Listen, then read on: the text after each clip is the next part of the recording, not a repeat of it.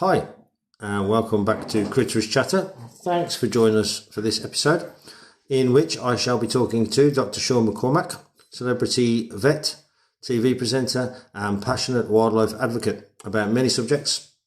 I apologise for the quality of some of this podcast, but please bear with it because it really is an inspirational and very informative chat, and I look forward to sharing it with you. So without further ado, let's get into talking to Sean.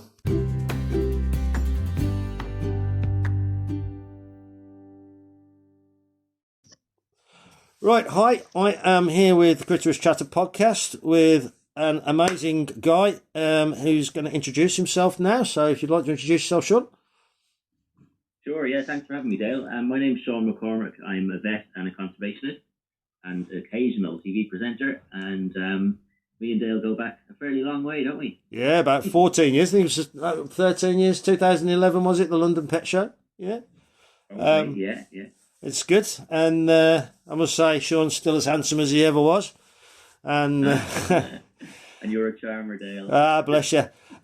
So, yeah, we're going to basically talk vets. We're going to talk about beavers, the animal kind of beaver. We're going to talk about TV. We're going to talk about all sorts of things. So let's get on with this. So, Sean, as I say, you're a bit of a celebrity. You've already said that you do some TV presenting these days. I believe Autumn Watch Country File. Is that right? Yeah. Yeah. One show. And you've got the column in the Saturday Sun. Do you still do that? Sun on Sunday. Yeah. I do a pet vet column there. Yeah. So. Fingers in a few pies. That's good. Yeah. So that's fantastic. So you've got lots of projects on the go as well. So what's your favourite role of the many you do? I think the wildlife conservation side, really. I think I grew up as a kid, like many of you and many of your listeners, I'm sure, totally fascinated with, bugs and frogs and birds and bats and all kinds of nature, really. And I guess got asked, by adults in my life, like, how do you know so much about nature and what do you want to be when you grow up? And my answer was always a zookeeper or a vet. And everyone said, oh, it's very difficult to be a vet. And then I just, became determined to become a vet. But I think my true passion has always been wildlife and wild animals and nature conservation. So in 2016, after about 6 years of clinical practice, I changed my vet role. I went into industry more as a consultant, and I finally had some time on my hands and a work-life balance again, because clinical vet life was quite tough. And to be honest with you, after 6 years, I was quite burnt out. I was spinning way too many plates. And yeah, I had a little bit of time on my hands, and I started looking around where I live in West London and Ealing and thinking, wow, there's loads and loads of amazing green space and nature here that I never realised. And started looking for local conservation groups, and there were none really. So I set one up myself, Ealing Wildlife Group. And we focused on a lot of different species conservation projects in the borough, and equally as important as the kind of species conservation is community outreach and education and engagement about why our green spaces are so important. And I just find that really, really rewarding. It's largely just voluntary work. We run a lot of our projects on volunteer power alone, and it's just been really, really rewarding to build a community of nature lovers where I live, and achieve quite a lot actually in terms of success stories and threatened species kind of coming back in the urban landscape. Fantastic. So you clearly didn't grow up in London. I didn't. Can you notice from my accent? So where did you grow up? So I grew up in Ireland in mainly just outside Dublin, County Kildare, on the border of Dublin and Kildare. Born in Kilkenny. We moved around quite a bit with Dad's job, but yeah, grew up just outside Dublin really from the age of about 12. And then I actually came over here and studied my undergrad degree in animal science in ethics. And then I went back to Dublin to study veterinary medicine as a graduate. And then I ended up coming back here for zoo and wildlife work. Oh, wow. Which there wasn't a lot of job opportunities for in Ireland at the time when I graduated. So I ended up coming into zoo and wildlife medicine, and as you know me, ended up being in exotic pet medicine as well. Yeah. But you in Ireland, there's lots and lots of green spaces, isn't there, and wildlife, and especially in air. Lots of beautiful, beautiful countryside. There is, but I think like bigger picture, a lot of the countryside is also quite intensively farmed. Oh, okay. And, a lot of wildlife really has been pushed out, and there's a lot of overgrazing with sheep and deer and things like that now. So I've got really into rewilding in the last few years and studying that and actually looking at our countryside, whether it's in Ireland or in Britain, with a different lens on and just seeing just how kind of ecologically damaged it is by our activity, whether that's drainage of wetlands or whether it's canalizing our rivers or overgrazing with livestock or farming right up to the edge. We really are, unfortunately, species that's been pushing nature out or pushing nature to the edge in everything we do. And so if you go home now and look at Ireland, sometimes we kind of go, oh, it's not as wild as I once thought. And although it's emerald green, it's still not very ecologically diverse in some places, Yeah, I guess we see fields and we just think countryside. We don't think about the farming that goes on, and everything else. Sprays that are put on that grass. Yeah. Species of grass that are, Italian ryegrass for dairy farms that are not supporting any native insects. Yeah. So definitely seeing the world with a different lens. Farming kind of kills the soil, doesn't it?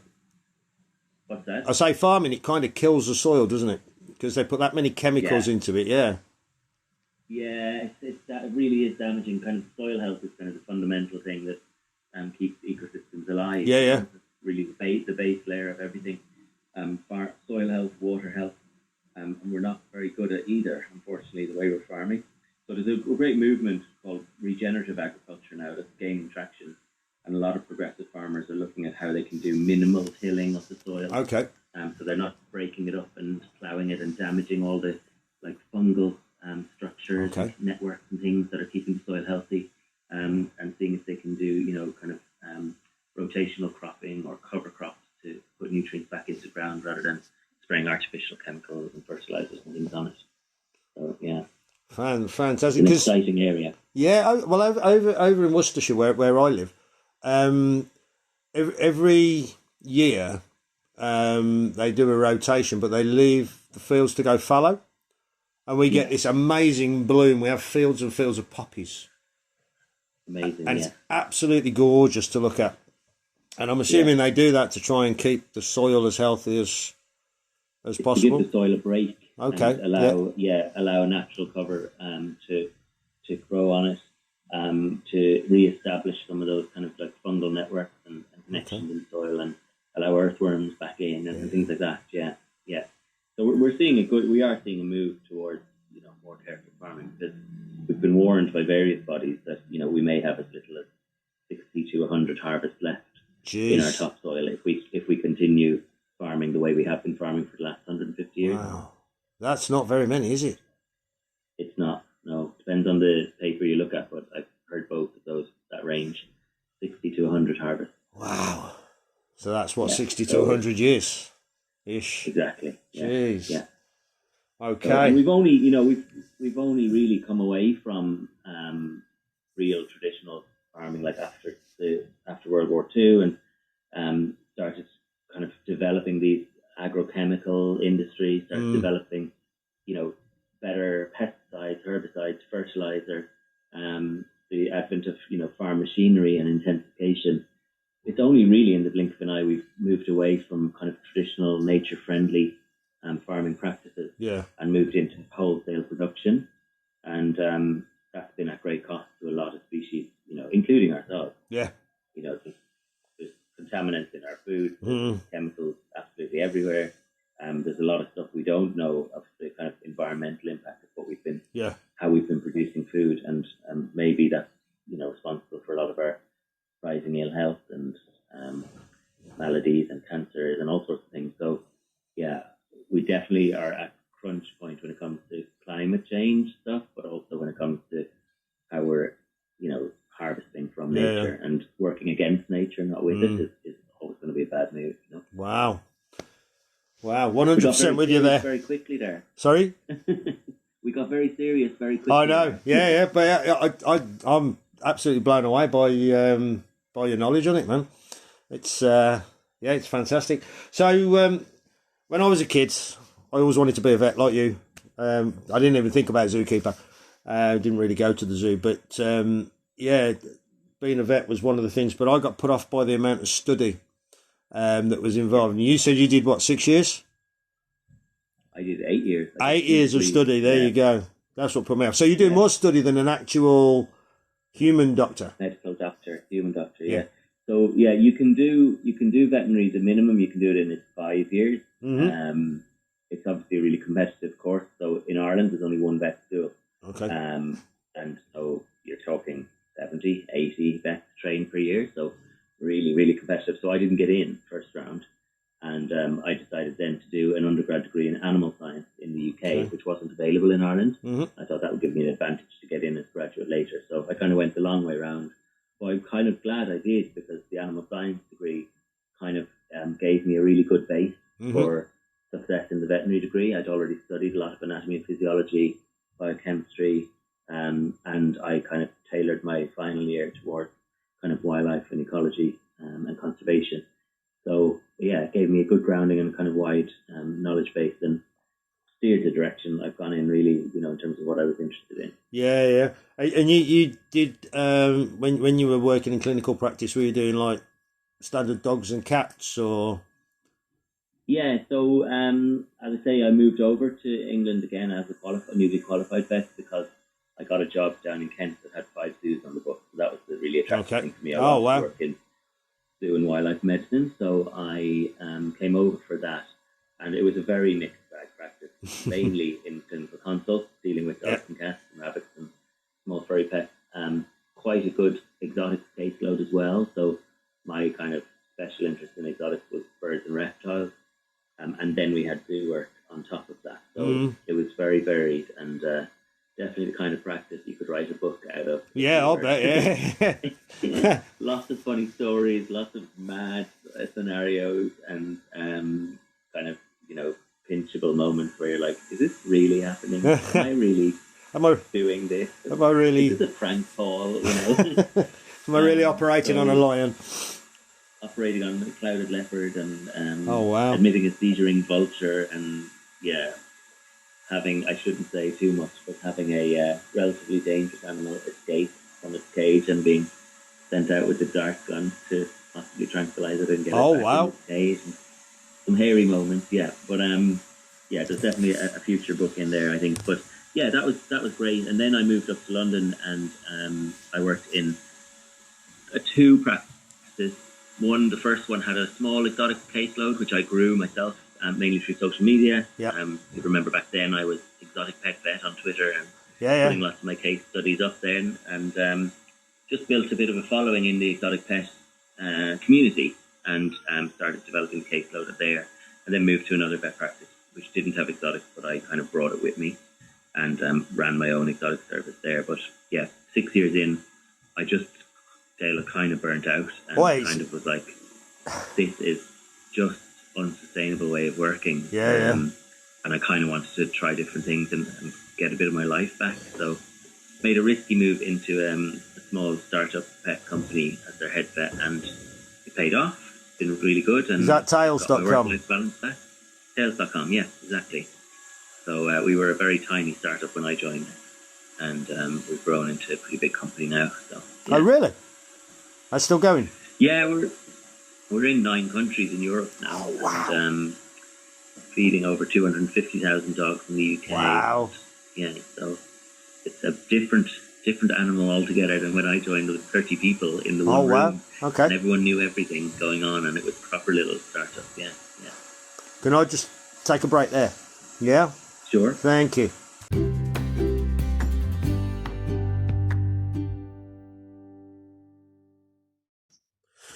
Right, so worst and best things about being a vet. Yeah. I guess let's start with the best things. The best things that I loved about it were problem solving and helping people, I guess, make difficult but the right decision for their pet, their budget. Everyone's different, and vets sometimes get a bit of a hard time or criticism on like cost and the cost of pet care is high, but it's a fraction of what we pay on the NHS. Yeah. We just don't get the bill for it. You know what I mean? Yeah. So I think operating with people, collaborating on their pet's health, and I really loved the surgical cases. I really especially loved exotic surgery because you're doing stuff that potentially hasn't been done before, and you're doing really amazingly intricate little things on certain species, you know. So I quite like the challenge of that and the variety of working with exotics and working with exotic people. You know, everyone is completely different. The worst part, I think a lot of people kind of say when you tell them you're a vet, like, "Oh my God, it's amazing! I'd love to have been a vet," but don't really realize the true realities of the job. It's a really, really challenging job. For part of the reason I've just said is a good part of the job. You're dealing with a different person coming through the door every 10 minutes potentially when you're consulting. And each of those people will have a different attitude towards their pet and what they're willing to put their pet through. Each person will have different financial pressures or abilities. So you're constantly navigating this difficult decision-making process. With people who are highly emotionally connected to their pet, and they're seriously stressed because their pet is unwell normally. That's why they're coming to you. And it can just get really stressful and tense and highly emotional. And you're going from one emotion to another constantly on this cycle. Every day, you know, you're putting to sleep, you know, someone's old dog or cat, and the whole family is absolutely devastated, and it's amazingly sad. And then you're having to go into the next consultation with someone who's got a new puppy or a kitten. I was just thinking exactly the same thing. Wonderful! And it's like an emotional up and down daily cycle. Lots of people have, you know, very high expectations and can be quite challenging to keep happy in that scenario as well. You're working long hours. That's the way the veterinary model works, is that, you know, you have to be there before people go to work to drop their pets off for the start of the day and consult into the evening at the end of the day when they're back from work. And you're sometimes on call. And it's just a physically and emotionally demanding job. Unfortunately, the reality of that is that veterinary medicine has the highest suicide rate of any profession. It's 4 times higher than the average. It's twice as high as doctors and dentists and farmers. So it's really, really surprising. And it's kind of a perfect storm of very sensitive and empathetic people that want to help animals going into it, ending up in a job or an industry that really pushes them very, very hard in terms of the hours and the conditions, and the pay is not good. It's a fraction of doctor and dentist, by the way. So we're not pocketing the money that you pay at the till. You know, that's to run the hospital. And then you've got this quite sad scenario where vets are kind of using euthanasia as a quality of life alleviator. And if their mental health isn't good, they see suicide as, you know, potentially a positive welfare outcome for themselves. So, and they've got the access to the drugs and means. Of course, so there's loads and loads. So there's lots of factors. And sadly, I lost one of my colleagues, one of my classmates last year. Well, sorry to hear that. To suicide. She was a vet, and she took her own life, unfortunately. It's quite common. So I think the worst parts about being a vet are it's a difficult industry, it's a difficult job. It takes its emotional toll a lot of times, and it's quite difficult to keep up with the demands of certain members of the public. And I think just being kind of, again, sensitive, empathetic people as a rule, you do take home you feel it more. The clients that are unhappy, or the clients that, you know, kind of criticize you or say, oh, if you liked animals, you wouldn't charge this much. And it's like, I don't make the price up at the hospital. Like I also have to pay my bills, and the hospital has to pay its bills. And if you want quality healthcare, human grade medical care for your pet, it does come at a cost because there's no NHS for pets. That's right, yeah. So that's the difficulty. That's where it's a quite demanding job. Sorry to hear about your friend. That's sad. Thank you. But yes, sad. How did you go? How did you go that step further and become a TV vet? I it wasn't on the cards of like, this is what I want to do, and I must do it, otherwise, I'm not going to be happy. It just sort of happened quite organically, I suppose, mainly or largely through like social media presence. Mm-hmm. So there's a huge wave now. I feel like an oldie vet now because I've been qualified for 14 years, and Wow. there's a huge wave now that vets are on social media. Like, that is just a normal thing. Vet students are on social media documenting their vet school journey. Yeah. So everyone's living on social media now. But I think in my time, not to say I was a pioneer, but certainly I was one of the few vets in the UK that was like really, really active on social media and putting up case studies and asking questions and doing webinars and talking to people about things and not shying away from some of the more contentious topics like your brachycephalic dog breeds or pedigree dog welfare. And just because I was in social media talking about things, it got media attention from journalists first, and then a couple of discussions with TV. I'd actually done a TV show in Ireland while I was a vet student, as well. So I had a bit of experience with TV, and then just a couple of requests came in to like, can we interview you for a news piece, or can we get you on and this radio show and talk about this and talk about something topical. So it just built up over time, and I quite enjoyed it. It is fun. And then, around lockdown time, an agent got in touch and said, like, very interested in all the wildlife work you're doing as well as your vet work. Fantastic. Would you be interested in doing some presenting? And it's just grown from there. But it's a side hustle rather than a career, because it's quite a fickle industry. And it's also an industry at the moment that's kind of in trouble. I think there's not a lot of new talent being pushed, and there's not a lot of new wildlife or natural history, certainly not a lot of new programs being made. So I kind of see it as an occasional side hustle, and it's a topper-upper for the bills, and it's good fun, and it's getting a message of either veterinary animal welfare topics or nature conservation topics to a wider audience. Yeah. So that's kind of how my TV worked as well. It's like people see me on social media and followed the train and gone down the rabbit hole, and I've ended up doing Stress Pack Lunch and Educating Greater Manchester and 5 News and all that. So it's good fun, isn't it? Yeah, it's good fun. I was an extra before that, so I did the extras work on quite a few programs like Shameless and Doctors and stuff. So it is good fun for sure. So that's brilliant. Thanks for that. So we're just going to take a break, and then we'll be right back with the people.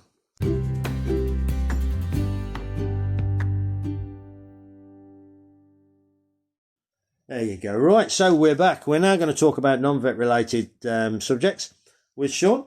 So let's chat about the other work you do. You do a lot of conservation work that you've already touched on a little bit. So tell us more about your conservation work, because it's really interesting. Yeah.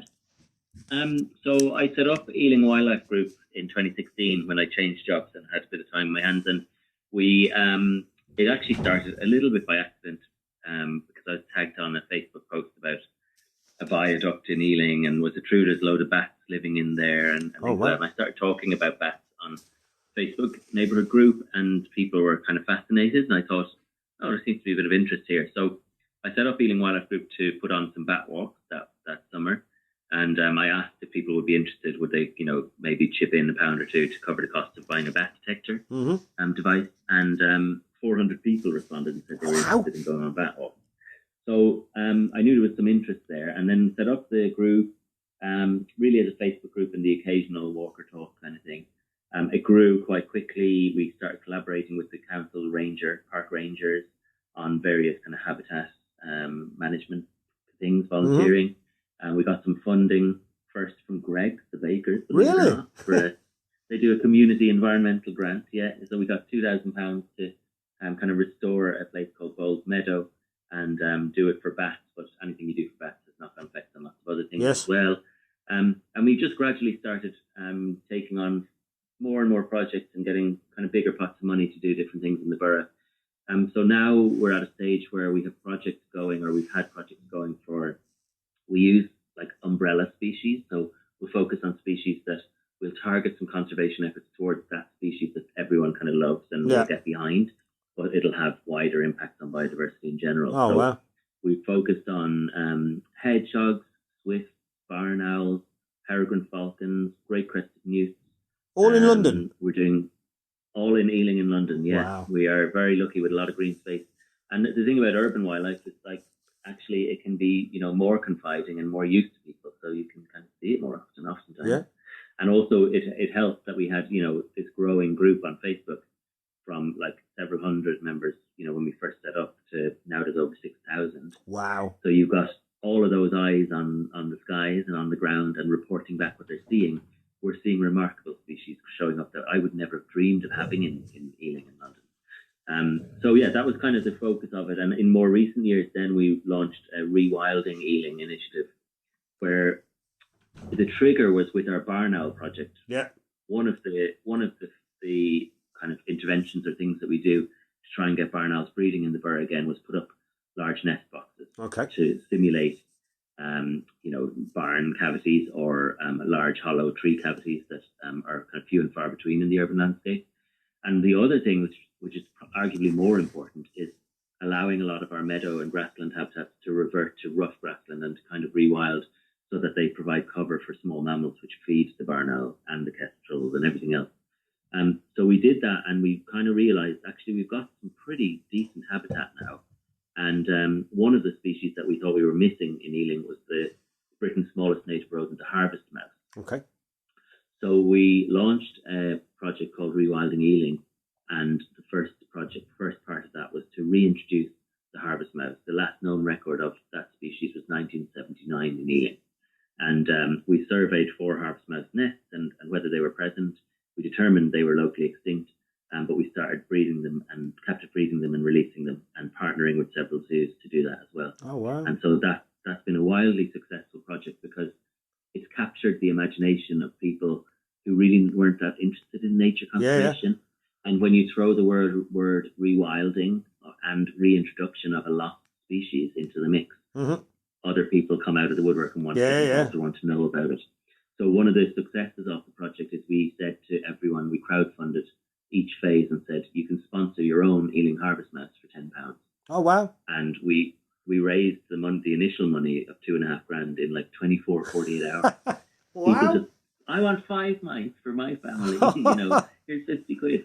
And the other successful part of it, secret to its success, is that we put the mice into people's hands to release back into the wild. Oh, wow. And so we've had 60 people show up to Harvest Mouse release, and families and diverse families from all areas of the community coming and engaging with nature and with the green spaces. Fantastic. And why this little mouse is a symbol of intact ecosystems and food webs and everything thriving again. So that has been really successful. And then obviously the biggest and most recent and ambitious project we've done is we've jumped the rodent ladder and moved to Britain's largest native rodent, and we've just reintroduced beavers to urban London for the first time in 400 years. Beavers in London, first time in 500 years. In urban Ealing, they're in a beautiful kind of reserve area called Paradise Fields. But there's a busy retail park right next door. Oh, wow. You walk through a concrete underpass to get into it, through a double-gated system. And uniquely, it's not just that it's truly a kind of urban project, but it's fully publicly accessible.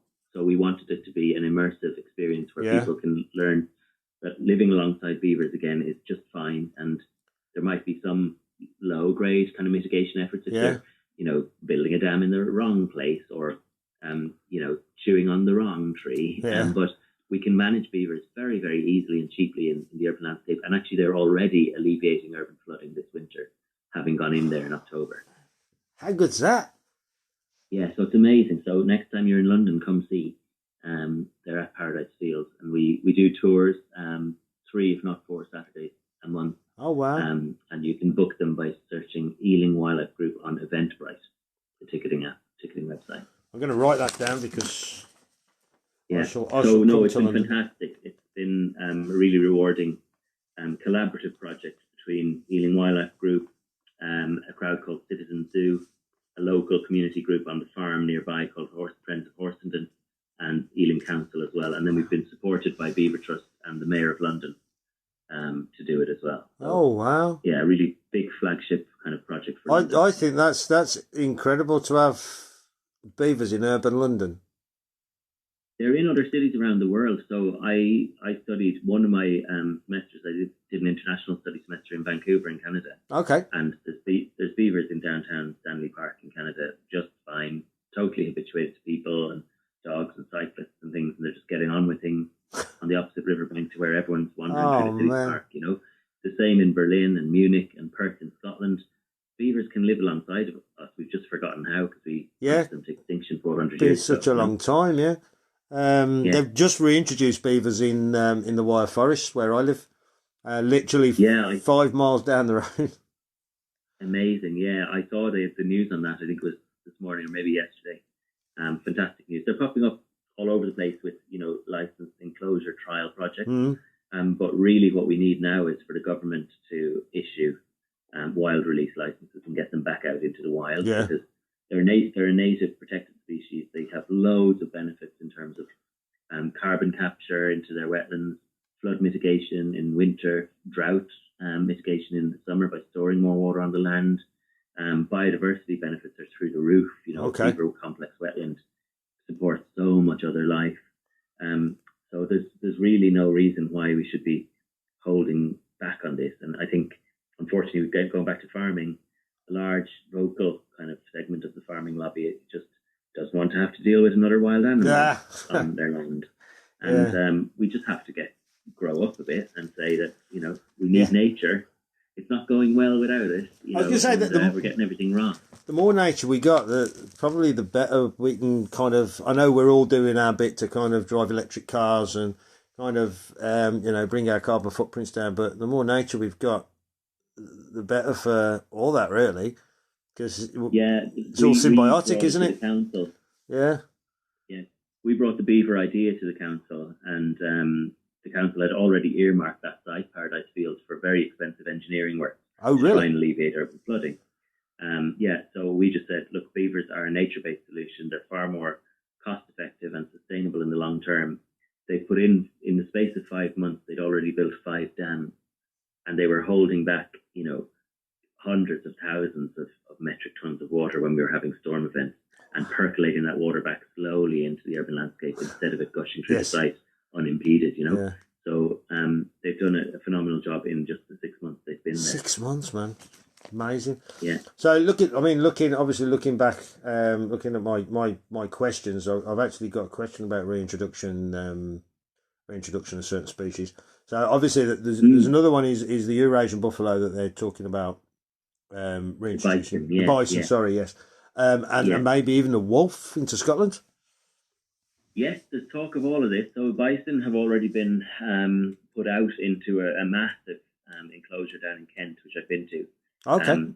By Wildwood Trust, which are actually one of the zoos that I worked at in Kent. Back in the day.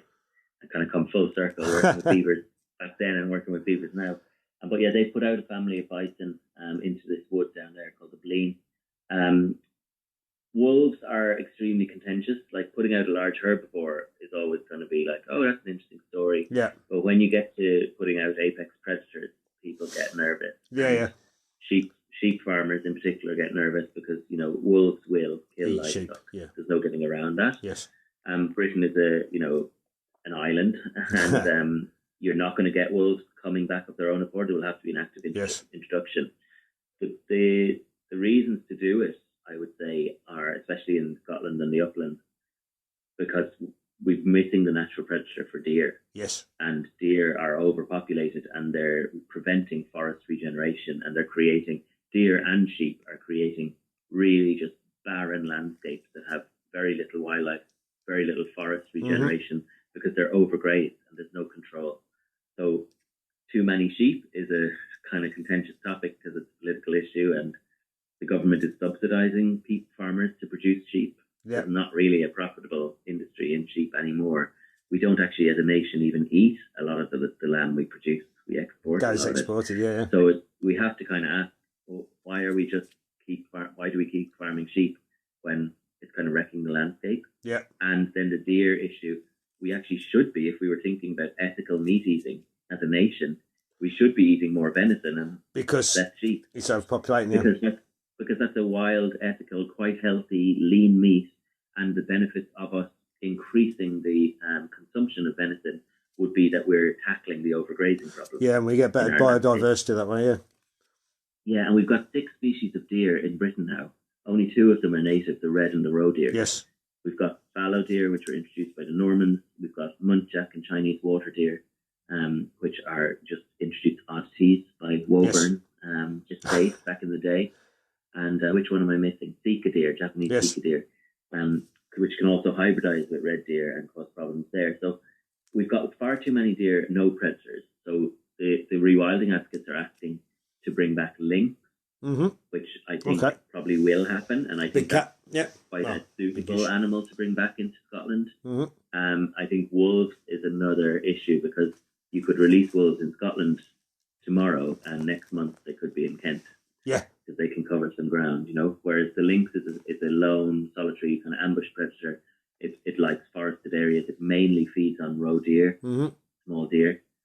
It's not going to cause the kind of losses on open sheep landscapes on livestock. Yeah. Because that's not the way it would. So I think we will see reintroduction of lynx, but I think wolves would be a tricky one to convince society of. Yeah.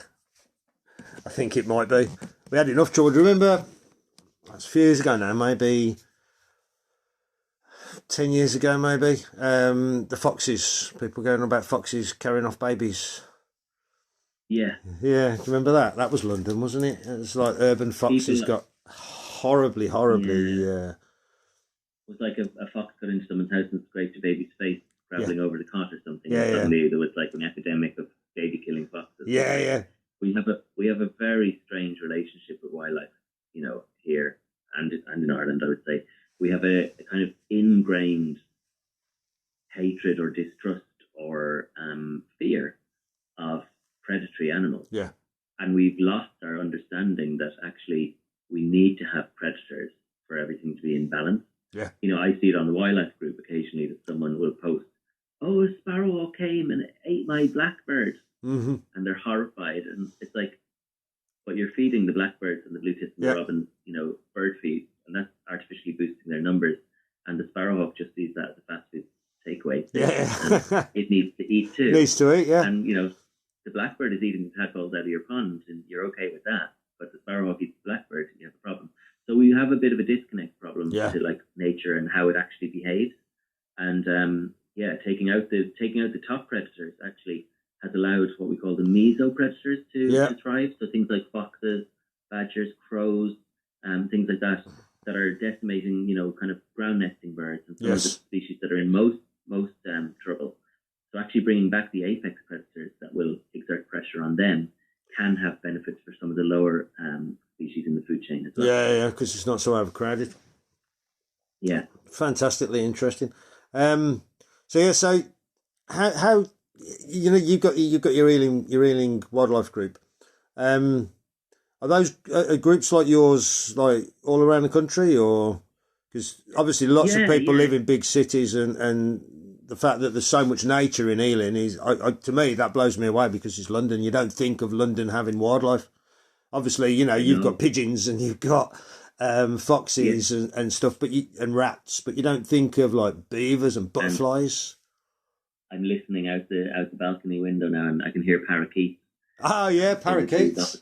Yeah, there's just one area, urban isn't it? Wildlife.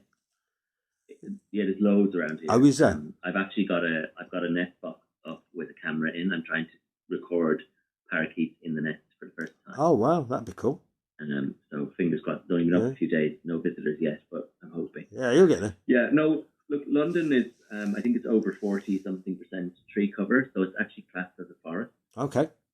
So it's a very biodiverse city. We've got lots and lots of good habitat here. So we've got lots of interesting species. But yeah, I think there are groups up and down the country. I think you can go to the kind of county level where there's like local wildlife trusts, or you can go to very local level. And if there's not something there, there's always the power of social media to set things up and to connect with other interested people in your area.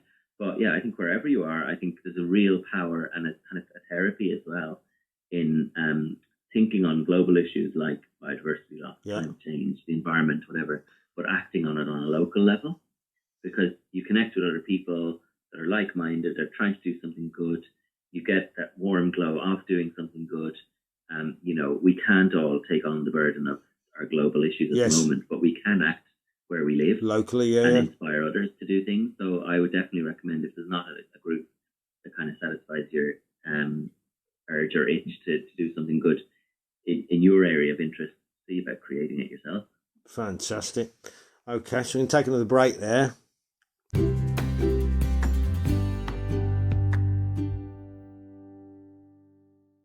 Go. Okay, so we're back and we're going to talk about your allotment now. So you tweeted about your allotment the other day, I saw. You've already mentioned your allotment was really flourishing the year after lockdown. So tell us more about your allotment. Do you do it for nature, or do you eat the produce? My neighbours on the allotment would say that I'm a very bad allotmenteer because I'm, not producing as much food as them. But I definitely share it. It's dual purpose, probably three purposes really. It's my garden, because I live in London in a flat and I don't have, a garden and outdoor space, so I kind of use it as my garden. And I'd say it's probably equal parts designed for wildlife as much as for feeding me. So I tend to practice like permaculture principles and grow a lot of perennials and fruit and things that I plant once, and I'm not tilling the ground. I'm using a no dig method where I can, where I'm putting compost on the ground but not digging it over and breaking up the soil structure and harming the soil. And I'm planting some annuals and flowers for pollinators, and basically a polyculture approach, which is mixing things in with each other rather than having neat monoculture blocks or lines of crops that pests and diseases can really decimate. So it's worked quite well. Again, traditional allotmenteers, my neighbours and things, might look at some of the things I'm doing and go, what the hell is he at now? Or look at my plot and say, that is really messy, but actually nature likes a mess, and nature doesn't operate in straight lines, especially when it comes to plant communities. So it's kind of a bit of an unorthodox, quite wild allotment, but it's absolutely teeming with life. I've got 2 wildlife ponds. I've got newts in them. I've got slowworms, which is amazing. Wow. We've got hedgehogs on site, woodpeckers, all sorts of stuff. And I sit up there, and it's my kind of like nature therapy place, get away from all the stresses and strains of life. I go up there and I can lose a few hours, and I can come back with lots of healthy, delicious food if I haven't eaten it all while I'm pottering around. And so it provides me with a good bit of food. It definitely provides me with a real mental health boost and well-being boost, and a lot of time to like just sit back and watch things grow and watch what's living there. So it's definitely multi-purpose space. I love it. Slowworms and newts. Are they crested newts or just standard? They're smooth newts. Yeah. I wish I had great crested. We do have great crested newts in Ealing though, and we do other projects where we're managing ponds that have great crested newts in every winter, keeping them open and clear of vegetation, and doing a rotational habitat management for them. And we've just been out, actually, we started 2 weeks ago, going out and doing bottle trap and torch surveys for GCN in some of the ponds. I'm out tomorrow night with the London Amphibian Reptile Group. Oh, wow. Doing a collaboration to survey some new ponds for GCN presence as well. Wow. Yeah. Good luck. I'm an amphibian nerd, as you know. Ah, it's all good. It's all good. So do you eat a plant-based diet, or? I don't. No, I'm an omnivore. I think we are designed and evolved to be omnivores, and my approach is that I don't eat a huge amount of meat, and then I try and eat what meat I do eat. I try and eat kind of ethically sourced and farmed or not farmed meat. So I do eat venison, quite a bit. I've got a friend who culls deer for conservation reasons, and I often go and buy venison from him. I buy outdoor woodland reared pork from the local community farm I talked about, Horseman Farm, who collaborate with us on the Beaver Project. I get a bag of pork for the freezer off them every year from the batch of pigs they run loose in the wood. Wow. And I try and eat meat, more consciously than we often are kind of used to in society, and try and eat kind of ethically. I used to have my own chickens as well, which drastically reduced my meat consumption because I had eggs, and eggs are like a brilliant protein source. Yeah, so I was like, well, that's a kind of quite ethical way. They're rescue hens, and I'm getting I've got some rescue hens. Yeah, so no, I eat an omnivorous diet. I think that the dogma and the kind of like almost cultishness around veganism sometimes is quite harmful to the people who really need to hear about a more ethical way of eating. And I think it's very divisive to be like, if you aren't a 100% successful vegan for this many years, then you're a failure. Yeah. We can't get people to do everything perfectly. We have to allow people to do lots of things good and do things better than they did before. So, I heard someone say recently, like, no one needs a quadruple quarter pounder, or no one needs the kind of amounts of meat that we are so used to consuming. But I do think as well, talking about permaculture principles, talking about regenerative agriculture, we do need animals in our food system to provide the inputs for plants. And actually, a lot of like plant-based diets can be just as harmful to the environment and climate and soil health and things like that. We shouldn't be growing vast monocultures of soy and maize and grains and things like that, because that's very damaging to biodiversity and climate as well. So it's a grey area, and I think this breakdown that a lot of people get of like, meat is bad, veganism is good. So it's way too simplistic. When we're talking about modern problems. See, I'm plant-based. So I'm one of those people. But I'm not. I call them anal vegans. Yeah. So I don't call myself vegan. I call myself plant-based because there are certain things that I cannot go vegan on. So, for instance, honey is really good for you. Yeah. But if you're a true vegan, you don't do honey. I can't eat vegan cheese. It just doesn't agree with me, and it tastes nasty. I'm with you on that. Yeah. And I also believe that we should respect everybody's choices. So, some people are going to eat, if we get the right mix of people eating vegan, people eating plant-based, people eating meat, people eating, then it's balance, And and I think a good aim is reduce your meat consumption. Yes, yeah, not exactly. Like you're a terrible person if you ever allow meat to pass your lips. You can't say that like someone who eats meat once a week is as harmful to the planet as someone who eats meat 3 meals a day. You know what I mean? So I think this vilification or this glorification of like ultimate veganism and falling off the wagon is like, you failed now. You're not vegan anymore. That's religious nonsense. Bullshit. Yes, it is. It's nonsense. Sorry. No, I'm totally with you. Let's just be accepting of everybody's choices. Let's be conscious consumers of how we behave, what we eat, what we consume in society, how much waste we produce.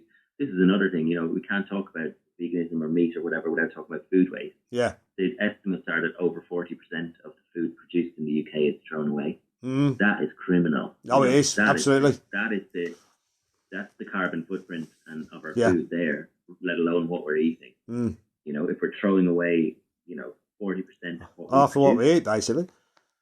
While there's, famine in the world, it's mad. There's the biggest problem. Yeah. Amen. So, so you've got a new TV project in the offing, I believe. You've done a pilot for Birds of Prey. Oh, yeah. So not quite there on that idea yet. That's very much in the idea stage, and I kind of threw a little teaser out on social media just to see what people thought of it. I saw it. I'd like to document, I'd like to film and document a year in the life of Ealing Birds of Prey. Okay. Maybe Ealing, maybe London, but urban birds of prey. And remarkably, this will blow your mind, we've got 9 species of bird of prey living and possibly even breeding in Ealing. Wow, just in Ealing? Just in Ealing. So I'll list them for you. We've got peregrine falcon, which I've got here on a webcam. If you look, I'll plug it in a minute. We've got peregrine falcon, hobby and kestrel, which are our tree falcons.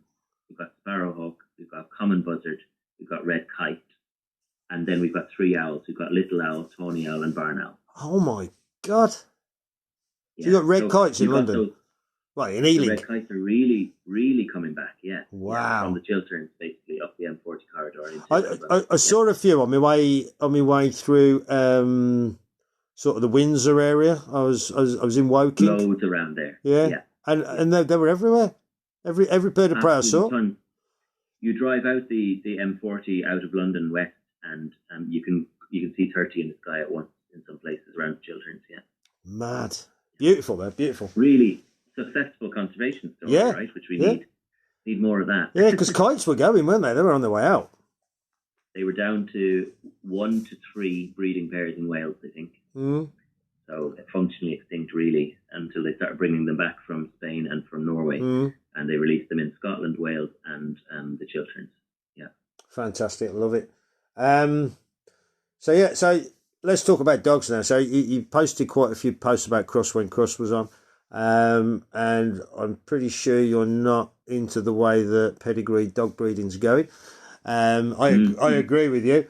So tell us more about that. Yeah, well, Crufts for me is like, oh no, here it comes again. What's going to happen this year?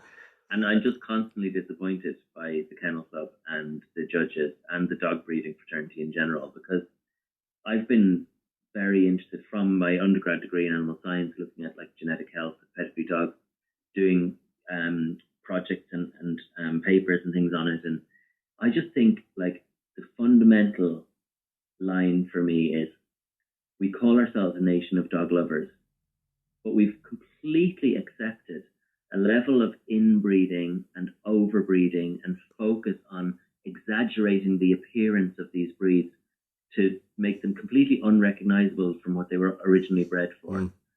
And because we find it endearing, or we've just decided ourselves on a piece of paper to write the breed standard to say the ultimate perfection of this breed needs to look like this. And generally what happens when we write that down and say it needs to have all of these features is that breeders just start really exaggerating those features to try and win. Yeah. And it's status and it's ego and it's money. And we've just, as a society, accepted, but that's what French Bulldogs look like. Yeah. Or, Labrador. And I don't want to pick on the flat-faced breeds, because I do talk about them a lot. But we've just accepted as well that, like, flat-coated retrievers develop soft tissue sarcoma tumours and die from cancer. Yeah. And whatever else, I can pick me any breed. I can tell you what it's genetically predisposed to. But one of the reasons for that is we're line breeding these dogs with closed gene pools, very narrow gene pools. We're breeding like for like for like all the time to try and get to that ultimate goal of perfection, which is actually an exaggerated, sometimes deformity. So in the case of the brachycephalic, or that means flat-faced breeds, things like pugs, French Bulldogs, English Bulldogs, Pekingese, we're breeding for, and this is the mind-boggling bit, we're breeding them to look like what's called the baby schema. So we're breeding them to look like having human infant features, because we find that. Okay. So that's the subconscious that makes people go, oh my God, look at that pug, he's so cute. It's because it's endearing to us as a large domed forehead, large eyes, a little button nose, a humanoid smile. It looks like a human infant and it stirs something. Okay, yeah. But we've exaggerated. The pug is a good example, because in the late 1800s, pugs were quite terrierish. Okay. They had long legs. They didn't have a double curled tail, which is actually a spinal deformity. They had a little muzzle on them and a longer nose. And it became fashionable at the turn of the century to breed them with flatter faces. And they changed the pug breed standard, and they started to change the conformation or the physical appearance of the pug. In the space of about 10 or 15 years, they turned it from a dog with a muzzle into a dog with a flat face, because they aggressively selected a small selection of the dogs exhibiting that trait. And that's what's happened. I'm going round the houses, but basically this year again, there was controversy at Crufts, because the best of breed French Bulldog didn't meet the breed standard. The breed standard was revised a couple of years ago to try and help the French Bulldog be bred more moderately and suffer fewer breathing problems. So they asked for more of a pronounced muzzle, open nostrils. The pug that won best of breed in Crufts this year had no nostrils and no muzzle. And the fluke was that he passed his respiratory function grading test. So he had a breathing score of 0, which is a total fluke considering his physical did have. I looked into it, and he did have a score of 1 when he was younger. Okay. So there's a little bit of subjectivity there with testing, Yeah. obviously. And then the big thing that I uncovered was that the amount of inbreeding he had been involved in a breed that is 10 a penny, the only really justifiable need for inbreeding or line breeding closely related animals, if you've got a narrow gene pool and you're trying to propagate the breed and bring it back from a narrow gene pool. French Bulldogs are not that. So breeders are doing it to preserve their own line and to propagate their dog. And this dog, I discovered, looking at his pedigree, freely available on the Kennel Club website. He was bred before he was respiratory grade tested, when he was only a puppy himself, 10 months old, to his aunt, Oh, his man. sister. And then later on, he was bred to his half auntie. And then he was bred to his half sister, who is also his half auntie at the same time. Oh, my God. And he produced, and the coefficient of inbreeding, so a value that the Kennel Club will put on how closely related the dog is to its relatives. The average value of coefficient of inbreeding in French Bulldogs is 2.69, according to the Kennel Club. He's producing puppies of 22% coefficient of inbreeding. So 25% is the equivalent of mating 2 siblings together. Yeah. Okay, no. So excuse me. I exposed that on social media, and it obviously blew up, and I got lots of support, but I also got lots of abuse from within the Bulldog dog breeding world. community. But it's like, sorry guys, we've lost our way. And the consumer needs to realise that if you're going to go out and breed or buy a French Bulldog, an English Bulldog, a Pug, you're buying an animal that's been bred to suffer. Yeah. And no matter how much we normalise, oh, that's just the way they are, it doesn't get around from, no, it's not the way a dog should be, and it's the way we've bred them, and we need to breed them back. Yeah. If we turn the pug into what I'm sorry to say, but a flat-faced mutant dog in the space of 10 years, we could turn it back. And in Germany, they're breeding a line of pugs called MPRV pugs, where they've bred it back to the 1800s Fantastic version. So we just nation of dog lovers, but we just accept Crufts as light entertainment and the really exaggerated dogs. And I could talk about lots of breeds. It's not just the flat-faced ones, but that was the controversy. He went through, by the way, he won Best of Breed, then he won Best of Group in the utility group, and then he went forward for Best in Show. So this dog that didn't even meet the breed standard designed to help the breed won and got into Best in Show and could have won the entire competition. So it's ridiculous. It's mad. Absolutely mad. So yeah, sorry, I get a bit ranty. No, it's horrific, isn't it? Really, when you think about like what they are doing to these poor animals. It's not just dogs either. It's there's all sorts of different animals they do it with. We're seeing brachy creep. It's called brachy creep in rabbits. You know, the kind of dwarf breeds and things, and causing all dental issues. We're seeing deformities being kind of celebrated in cats, with Scottish fold cats that have the cartilage deformity that turns their ears down. Those cats develop arthritis because it's the cartilage throughout their entire body that is defective, and they develop arthritis at age 3 or 4 and are living in pain for the rest of their lives. We're seeing Munchkin cats where they've bred them with a Dachshund kind of leg dwarfism deformity, so they've got tiny little legs. It's like we need to stop messing around with tests and genetics for our own entertainment. Yes, that's not what they're there for.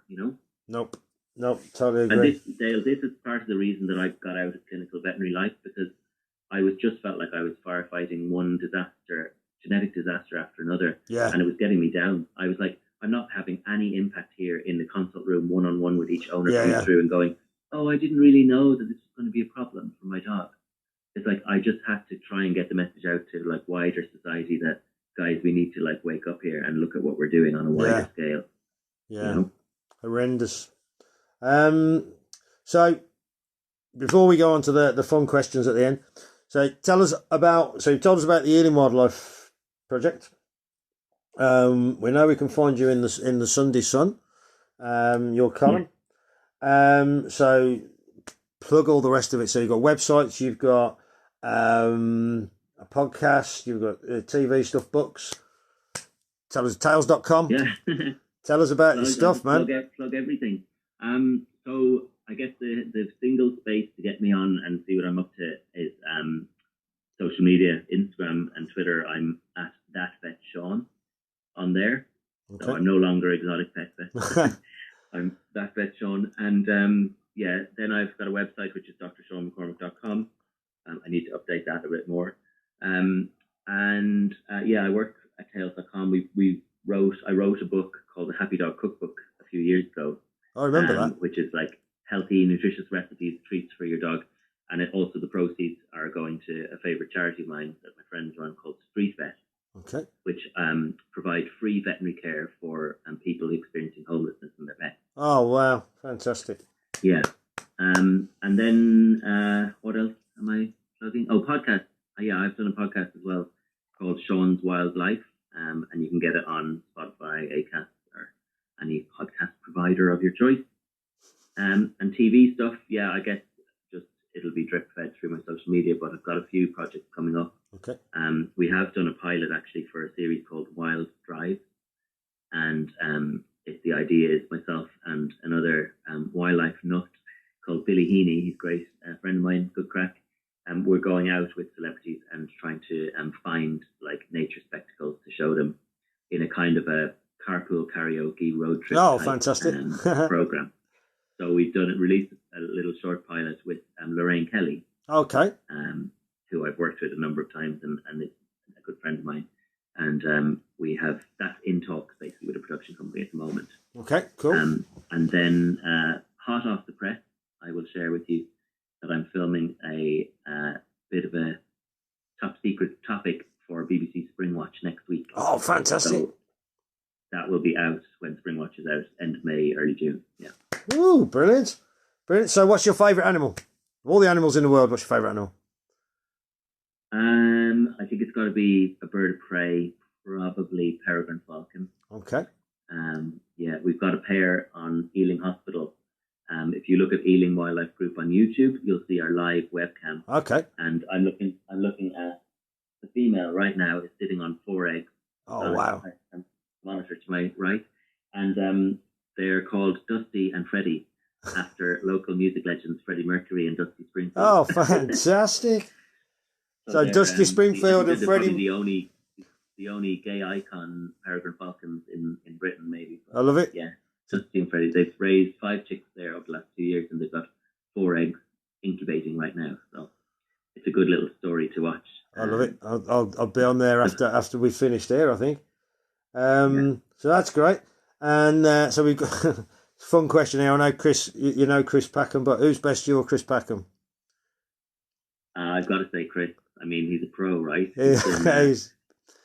I don't mean to be ageist, but he's been around a long time, honing his craft. And I've met him on a couple of occasions, and he's a fascinating guy. Yeah. I'm nowhere near that level. Well, I first watched Chris when he was a fresh face young man on the Really Really Wild show when I was about 14, so about 42 years ago. So yeah, he's been in it a while, and he's still as passionate as he ever was. He is, yeah. When he had his bright bleached hair and punk vibes going on, right? That was the one, yeah. New Romantic, yay! Let's go. Yes, I did watch the Really Wild show, so but maybe caught the end of it. And final question: what's the best thing about being you? I ask everybody this one. What's the best thing about being Sean McCormack? Oh God, that's a tough one. I think I've found a really, really good stride in my life where I'm doing work that I feel passionate about, and I'm doing passion projects on the side that starting to pay their way, so that I can move into them more. Obviously, we all have to pay the bills. But yeah, I think it's doing a variety of things that I love, and building, a really cool network and community of other nature lovers around me. Yeah. Gives me a lot of energy. It's fantastic. And smiles. Yeah, absolutely. Just constant smile the whole way through. So, just to say thank you very much for your time. Very much appreciate it. It blew me away. We've got some great stuff, and see you again. It's been brilliant, and I look forward to. Look, thanks for having me on. No problem. Really great to reconnect, because we talk all the time, and I think when I came off, when I came out of vet practice, I get in a bit burnt out back in 2016. I just took a basically digital detox from all of my vet accounts for a while, and lost touch with people that I used to talk with quite a lot. So it's great to reconnect and catch up. And next time I'm in London, as well. Oh, thank you. Yeah. But yeah, next time I'm in London, I'm gonna come to Ealing. Hit me up for a beaver tour. Oh, I better not tell my other half that, had I? No. Me and Sean are going on a beaver tour. See you later. Yeah. But yeah, that's brilliant. Thanks so much, Sean. Really appreciate it. And yeah, stay tuned. There's plenty more where that came from.